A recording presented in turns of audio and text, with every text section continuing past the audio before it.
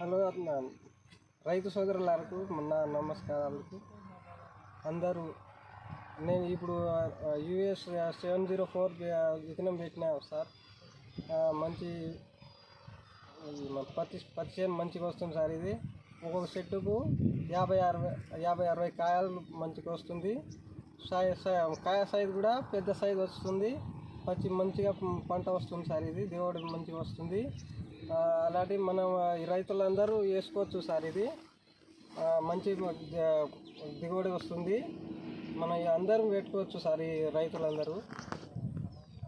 ఇప్పుడు ఈ దేనికంటే ఇప్పుడు ఎండకు అయినా ఈ వర్షానికైనా దేనికైనా తట్టుకుంటుంది సార్. ఇది మంచి క్వాలిటీ, మంచి పత్తి విత్తనం, మంచి దిగుబడి వస్తుంది సార్. ఇది ఇప్పుడు మన అంటే ఈ పురుగు అనేది ఈ